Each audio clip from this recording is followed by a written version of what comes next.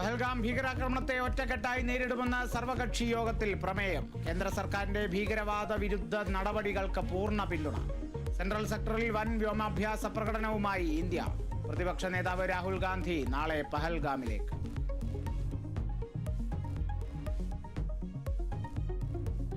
പഹൽഗാം ഭീകരാക്രമണത്തിന് പിന്നാലെ ഇന്ത്യ പാകിസ്ഥാൻ നയതന്ത്ര ഏറ്റുമുട്ടൽ. ഇന്ത്യയുടേത് ജലയുദ്ധമെന്ന് പാകിസ്ഥാൻ. ഷിംല കരാർ അടക്കമുള്ള സുപ്രധാന കരാറുകൾ മരവിപ്പിച്ചു. ഇന്ത്യൻ വിമാനങ്ങൾക്ക് പാക് വ്യോമപാത ഉപയോഗിക്കാൻ അനുമതിയില്ല. പാകിസ്ഥാൻ പൗരന്മാർക്ക് വിസ നൽകുന്നത് മരവിപ്പിച്ച് ഇന്ത്യ. പാക് പൗരന്മാർ ഇന്ത്യ വിടണമെന്നും നിർദ്ദേശം. പാകിസ്ഥാന്റെ മിസൈൽ പരീക്ഷണത്തിന് മറുപടിയുമായി നാവികസേനാ കപ്പലിൽ നിന്നും മിസൈൽ പരീക്ഷിച്ച് ഇന്ത്യ.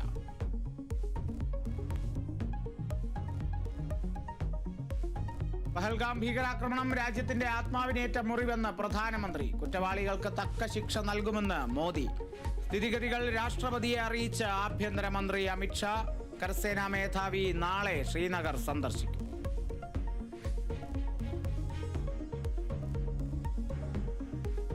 BSF ജവാനെ കസ്റ്റഡിയിലെടുത്ത പാകിസ്ഥാൻ. കസ്റ്റഡിയിലെടുത്തത് കോൺസ്റ്റബിൾ PK സിംഗിനെ. ഫിറോസ്പൂരിലെ ഇന്ത്യ പാക് അതിർത്തിയിൽ വെച്ചാണ് കസ്റ്റഡിയിലെടുത്തത്. അബദ്ധത്തിൽ നിയന്ത്രണ രേഖ മുറിച്ച് കടന്നപ്പോഴാണ് പാക് നീക്കം. ജവാന്റെ മോചനത്തിനായുള്ള ചർച്ചകൾ തുടരുന്നു.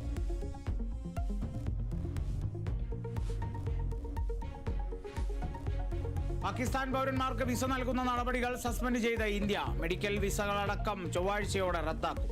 പാകിസ്ഥാനിലെ ഇന്ത്യൻ പൗരന്മാർ പാകിസ്ഥാൻ വിടണം. ഭീകരാക്രമണത്തിൽ പാകിസ്ഥാന്റെ പങ്ക് വിദേശ രാജ്യങ്ങളോട് വിശദീകരിച്ച് ഇന്ത്യ. പഹൽഗാമിലെ സാഹചര്യം രാഷ്ട്രപതിയോട് വിശദീകരിച്ച് ആഭ്യന്തരമന്ത്രി അമിത്ഷാ.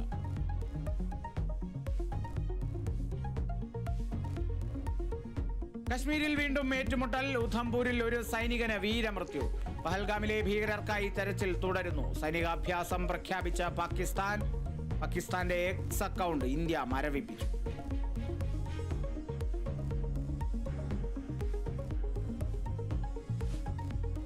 അസപ്പടി കേസിൽ SFIO നൽകിയ കുറ്റപത്രത്തിലെ കൂടുതൽ വിവരങ്ങൾ പുറത്ത്.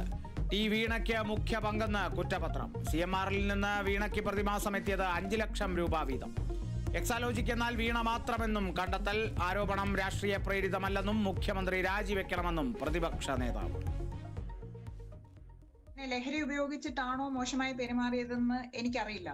പക്ഷെ മോശമായ പെരുമാറ്റം ഓഫ് കോഴ്സ് അത് ഉണ്ടായിരുന്നു. ഞാനത് അവിടെ സെറ്റിലുണ്ടായിരുന്ന എനിക്ക് കംഫർട്ടബിൾ ആയിട്ട് തോന്നിയ ഒരു ആർട്ടിസ്റ്റിനെ അറിയിക്കുകയും അവിടെ എനിക്കൊരു പരിഹാരം കിട്ടുകയും ചെയ്തു.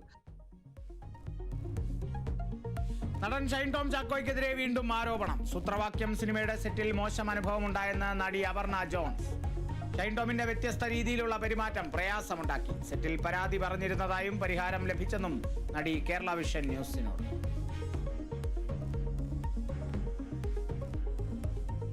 തിരുവനന്തപുരം അമ്പലമുക്ക് വിനീത കൊലക്കേസിൽ പ്രതി രാജേന്ദ്രന് വധശിക്ഷ. ശിക്ഷ വിധിച്ചത് തിരുവനന്തപുരം അഡീഷണൽ സെഷൻസ് കോടതി.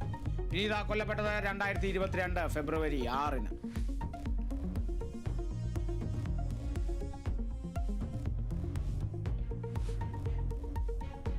ഫ്രാൻസിസ് മാർപ്പാപ്പയ്ക്ക് വിട ചൊല്ലാൻ ഒരുങ്ങി ലോകം. വത്തിക്കാനിലെ സെന്റ് പീറ്റേഴ്സ് ബസിലിക്കയിൽ പൊതുദർശനം തുടരുന്നു.